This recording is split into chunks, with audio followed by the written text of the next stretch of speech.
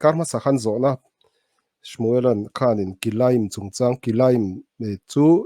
lova te huana te thil thlai chini thum khatinga chin pol lo dan tura kha zona kha ron lowa aron zota khami kha zir ma support lo kati de ulaka chumi chu lai hen he hemi hala kha butang kan ziranga mo sefer kitzur shulchan aruch mikor chaim atang hian kan ziranga hi arav Chaim David Alevi ina lo zia khania khek zathum sumli pasarina hinin zia kan source kan englo phodone Leviticus bung som pakwan chang som pakwana tinin zia khulange chang som pakwana chhowa chuan tinin zia ka thupek te chu in pom turani iran chu chi sang sang kha tir su ilova thlai chini ching su la thil chi sang pani ta pol su isin tur ani heklo ti khami ilova ti lai ta ilova thlai chini ching su la ati kha kilaim chu ni kha thiang lo ania karma saron zona khan arab thlai hetiang lai an zor hi kan lei theim ti kha aron zona khani khata khanin safek rin hlil kaina chi khata omani chu nge kan ti chuanin an grab huan nuaya hian an ching mai thina zik lum te eng thlai mo khatiang kha chu ani enga po ni se an hetila henin kan zirma in thil pakhat an tira hetianga tora thupek thei juda te tan mo israel te tan thupek kan lo menga tinga arab ti khazo na kha om thei mi te engpo ni se tian awmani ho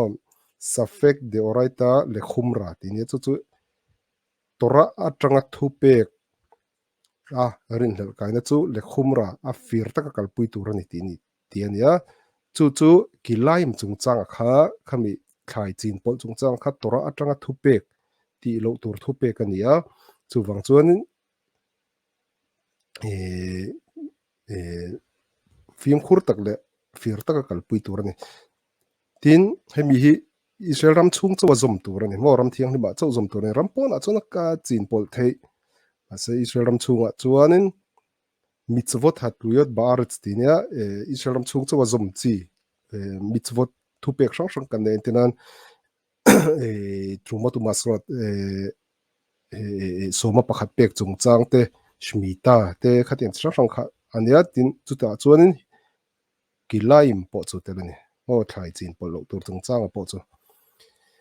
a halakha hi atam lo halakha som lek tlai hena oma chu karon englo pol kanon chiar thodoni hazore ashne minei zraim ke khat beret israel lokke israel ram chunga thlai chini chin pol chu sual ani lokke ti chu sualna entidan mizo tong tak chuan lokke ti chu vok ti na ngan ta ni vok khat sual vok ni sual khatenga chi sang sang kha ate na omen chu vok khat sual kan dami lokke khat ani asual na kha ve asur le kayem kilaim besadeu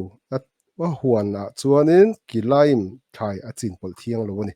aval bekhutz la aretz mutar lizro afilu lekatkhila amar chu rampona chuanin achin pol theini vechol adam harotze lizro shnei minei zraim she'ein hu batuach she'einam kilaim ze baze חייב לשאול שאלת חכם הבקי ומומחה בהלכות kilaim ובמיני הזרעים לסוגיהם השונים. פה ניסה אהואן, מין הואנה ניה אהואנה צואנין khatianga inchin pol na chungchanga khan ati sual pal a hlau chuanin enge morin kai rin hala nei chuanin a thiam te khatiang lampanga thiam na nei te kha azot wat turani tinia halakha panhina chuan vegam lizro shnei minei minim ze lechad ze asur a cherkhik kashur tin a huana chuan thai chini arwal kher hetia ko khata khur khata chini thak kher lo poni se a hran pon ching ta se chuta chuanin in lat zong kha azata umani chu enge kan ti chuan shiur merkhak bench nei minei irakot tefak mekhetsa מלבד מקום הזרעים.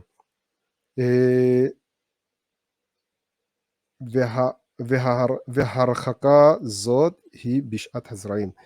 eng po ni se huan pakhata thlai chi ni a chin pol de jon thlai ti khanin thil chi rang rangin kan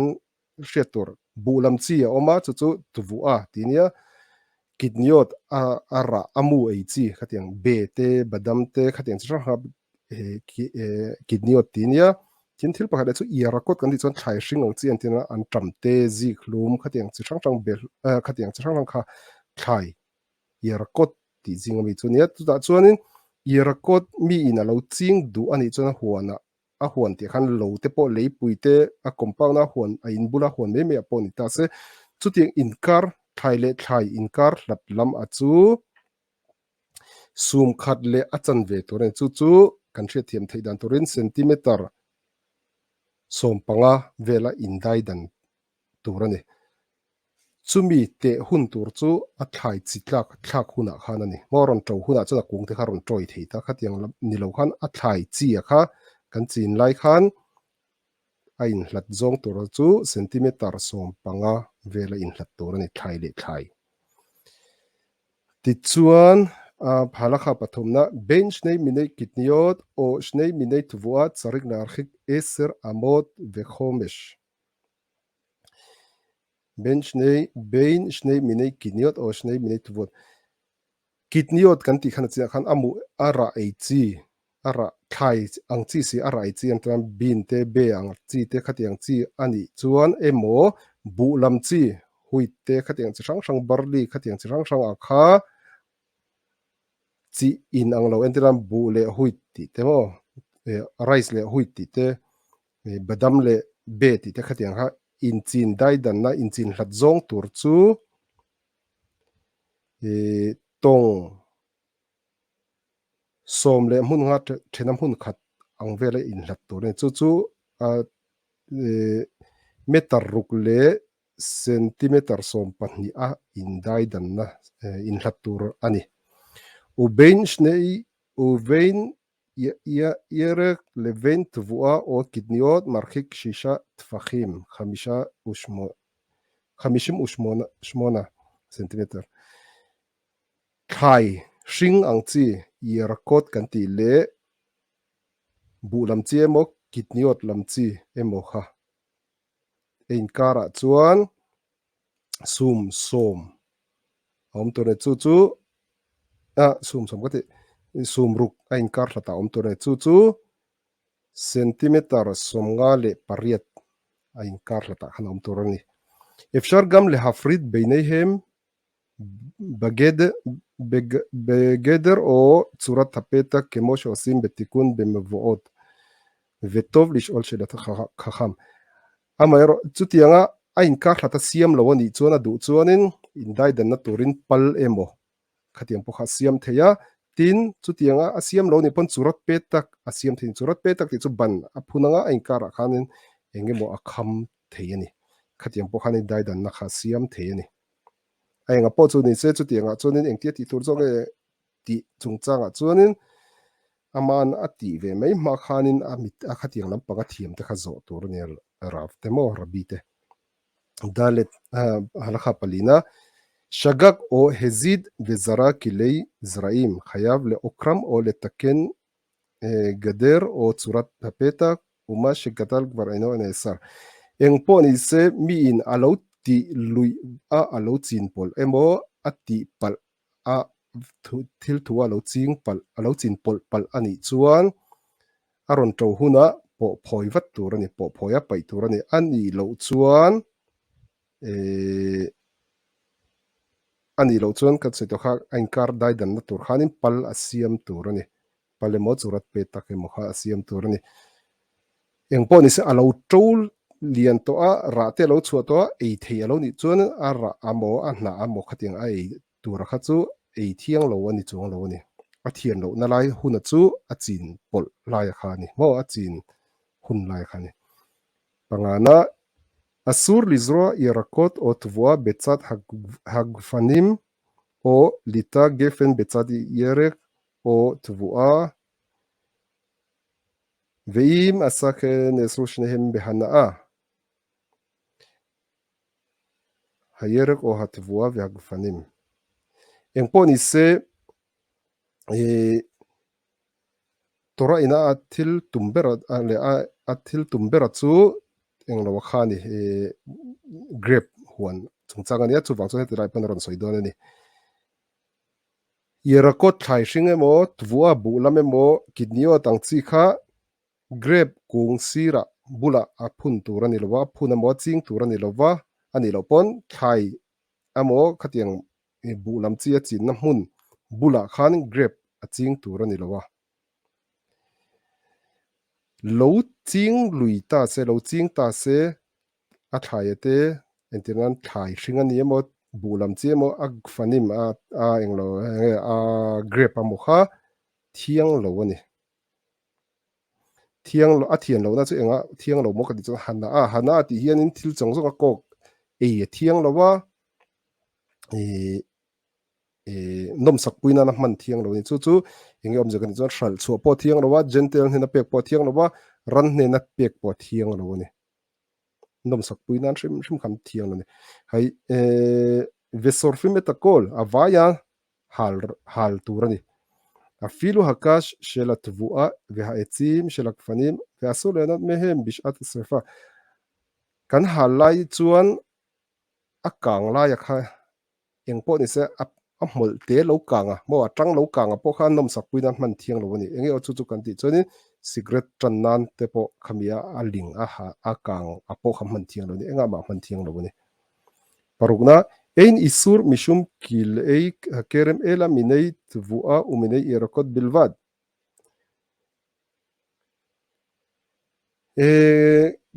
grape huan chungchanga hian a englo irakot le tvua khatiang vel kha thiang lo ania thai hring le bulam chia kha grape huan englo khanin a thiang lo ne thil dang chu thianga amai ro chu po chu ka ron soi chodona a thiang lo bera chu khatiang te ne na chin pol howa kha mo grape huana thai hring emo bu lam chi ang chi tvua אבל שאר מיני זרעים מותר לזורעם בכרם ואין צריך לומר שאר אילנות. אמרו צו כתיאנגה גרב huan a khan kerem chu grep huan tina grep huan a chuan thil dang khatiang lo kha chu thil phun theinia soilo lengin thingkung te po entinan thingkung ra nei lo a thingkung hrim hrim ang chi man timeng thingkung atan hrim hrim ak ti ni chon poina omlo velakhen mutar lintoa ilan bechad ilan chu tiang ani chon thingkung a phei chuan thingkung chi khat le thingkung chi dang po nai tak pona chin pol thei thingkung a chuan וכן אילן בצד גפן צוט יגין גרב קונג בולה פה תינקונג אפון תי אצין תי ואין בו משום כליים צונצang תיין לא נאמלוני וכן מותר לזרוע כל מיני זרעים אצל אילנות חוץ מגפן ואין בו משום כליים צוט יגין תינקונג בולה eng chi po a chin theya gefen chungchang ti chau lo wa chuan mo gefen bula kha chuan kina heta lai kan son choi chho do na gefen chu grape ani grape bula kha chuan khai lam pang chi kha chin thei lo na te a chin thei dan te khateng kha kan zir chho do na thingkung pa ngai bula chuan in khai po chin thei ni mo hala kha pasari na אחד הנוטע ואחד המקיים כיוון שראה כליים צמחו בכרמו והניחם נאסרו. אפון פול אמו הלו וולנו, או הלו אין כל נו, תו הנומה ahwana khanin kilaim khatinga thian lo na dan khami mu lo ni ta se chutianga ni chuan ahwan thlai kha thiang lo ani velakhen adam shenikshal vezar'a bekarmo chutianga ni chuanin mi in agrep huana kilaim chungchanga lo bo cheta se o she chamkhu bekarmo kidniot o tvua o irakot ani lo pon agrep huana chuan bu lam chi emo kidniot ara eichi amu eichi emo thai hring yarakot ang chi kha lo to ta ang se ifne besh elat le rav musmak umum khe sheyore lo beim gadlu keshiur hausrem chutiang ang chi ama phun le ama chin po ni lowin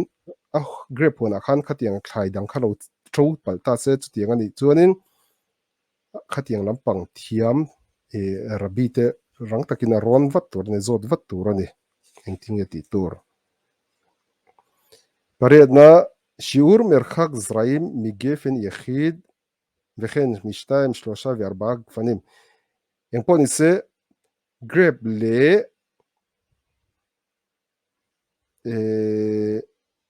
גרב קונג אטרנגין גרב קונג חתם מו קונג נמו קונג תום קונג לי קלנג חיידנג צין תינה עצואן שישה טפחים סום רוק akara om turne chu centimeter somnga pariat ahla ani turani thengin lo to chu grape kung li thlenga kha grape kung khat anga ngai ani kunga chin chunglam ero chu grape huan anga ngai ni mo ubilvat shelo yu hazraim takhat in anfei agefen enga po chu ni se chu tianga grape kunga tanga sum rukala ka thai kan ching ani pon grape khalo tolena azar nuaya azar buk nuaya azar buk nuai a khachuanin engma chin thei ani chung lo bani veim yesh khamesh fanim tsarik la rakhik et hazraim arba amot es 2.40 meter kunga chin chunglam grep kunga chin chunglam kianga thai emo khatiang thildang I chin don chuan a inkara ol tongli chin sei a om tura chu meter ni le centimeter som li azau ani turade ubilvat shelo ihu azraim ta khan fa gefen eng poni se chu tianga po chuanin thayang chi ate kha thildang chidang kan china kha grape zamna nuai a anom turani lo halakha pakwana im eino rotsel arkhik shiur anal yase geder benehem o tsurat apetach eng poni se a inkara khan ol asiam du lowani chuan pal emo in a hung theiani andai dan asiam theiani lopon churat petak ang chi khan veim eino ose geder ela churat petak charik la arkhik bein hak fanim lezraim shishat fakhim eng poni se gader pal siam lowin churat petak khatianga mol emo khatiang thil kham ringot ang chi ni chuan ainkar ol a khan sum ruk azau centimeter somga pariata inkar lat da ol tho turani halakha somna le topna afshish gader o churat petak benehem engpon ise pal emo a churat petak angchi kha ainkara ompon asur lizrat ta khat infea gefen hayotzim lemala min gader engpon ise pal emo kan siamani pon grape kha pal chunga khan ron zamin an hnuai khan thil chin thiang ani chung lo wani asur lizrat ta khat anafei hagefen hayotzim וכל מקום שהוזכר לעיל שאסור לזרות תחת הגפנים אפילו אם הם גבוהים הרבה אסור לזרות תחתיהם. En po ni se grab kasang tak po ni se at vana tanga o chung aron nuai azar nuai shim shim ka chuanin khatiang thil dang khachin thiang lo ani non te kha kha ani kilaim chung changa karma sa shmuela ronzo na chung chang